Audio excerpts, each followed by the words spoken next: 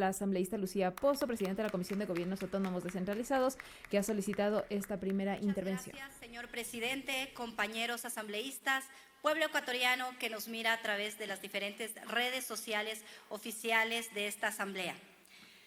Toda descentralización requiere de un compromiso interinstitucional.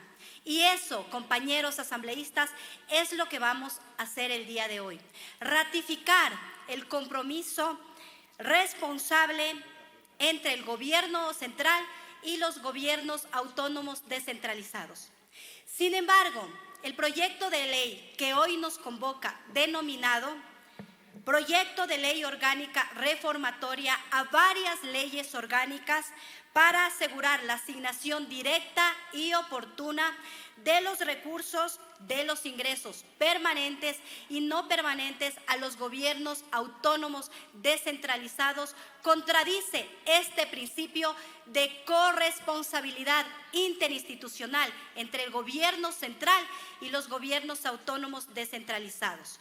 Para entrar en materia, el artículo 270 de la Constitución establece claramente que los gobiernos autónomos descentralizados tienen la responsabilidad de generar sus propios ingresos y tener una participación en el presupuesto del Estado, bajo los principios de solidaridad, equidad y subsidiariedad.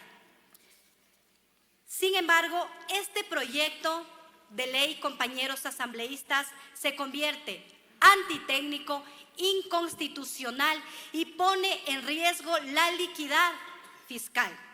¿Por qué sucede esto, compañeros asambleístas?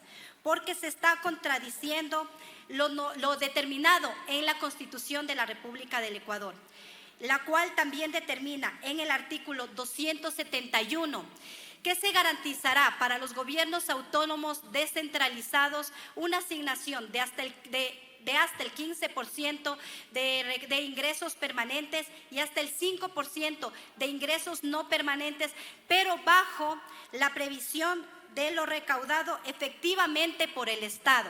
Esto no quiere decir un incremento automático y asignaciones ilimitadas para los gobiernos autónomos descentralizados.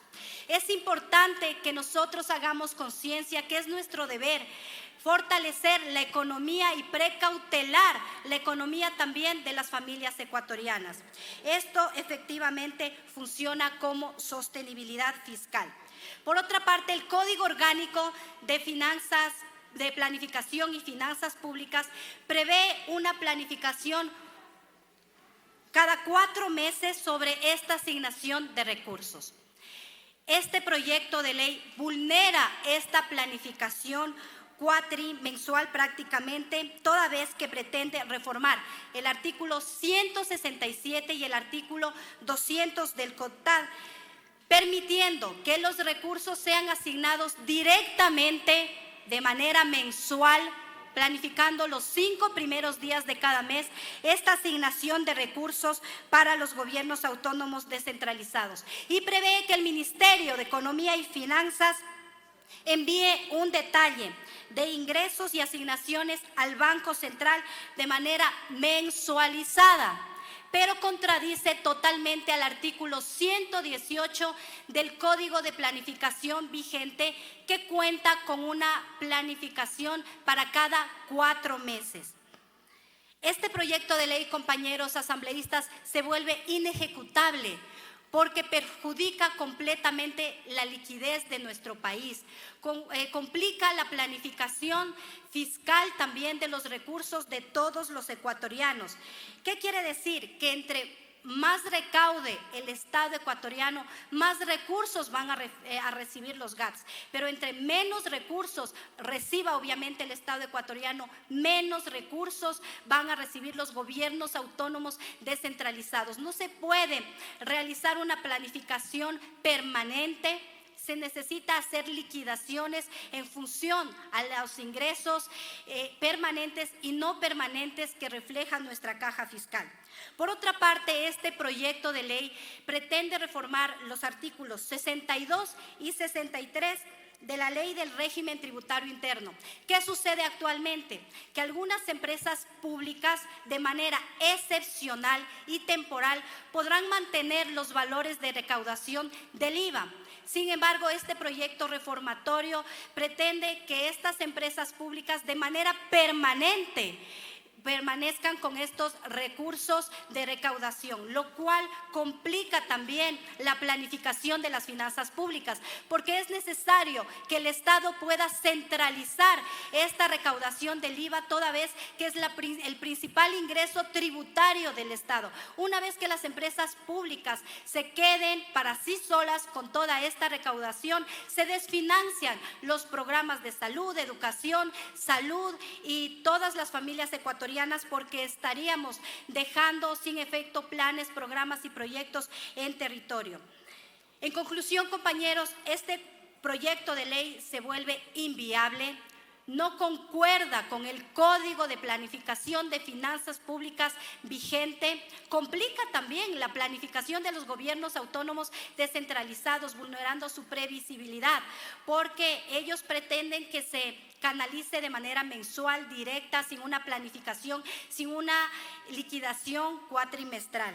Y es importante en esta parte, compañeros asambleístas, señor presidente de la Asamblea y pueblo ecuatoriano, que me permitan realizar un reconocimiento al presidente de la República, Daniel Noboa, porque a pesar de las complicaciones en el sistema financiero del país, ha venido cubriendo asignaciones históricas pendientes para los gobiernos autónomos descentralizados. En lo que va del ejercicio 2025 se han cubierto la mayoría de sus asignaciones. Se ha fortalecido el sistema financiero del Ecuador, garantizando para que el último cuatrimestre del 2025 se incrementen las asignaciones tanto de ingresos permanentes como no permanentes para los gobiernos autónomos descentralizados, lo que va a fortalecer la planificación de los gobiernos en todos sus niveles de gobierno, prefecturas, alcaldías, juntas parroquiales, porque así se planifica con una liquidez sostenible que les permita desarrollar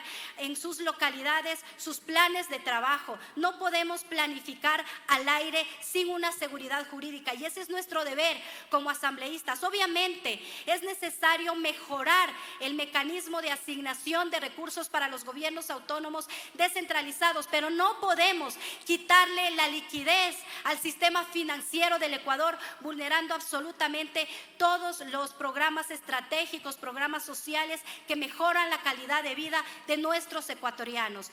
Por todo lo expuesto, señor presidente, presento la moción de este pleno para que los asambleístas puedan o no ratificarse sobre el texto de esta ley reformatoria. Y cerrando este proceso democrático, podamos en conjunto construir soluciones viables, legalmente aplicables, que garanticen el desarrollo local de nuestros pueblos a lo largo y ancho del país, pero también garanticen los planes, programas y proyectos que generalmente ejecuta el gobierno central para el beneficio de todos y todas.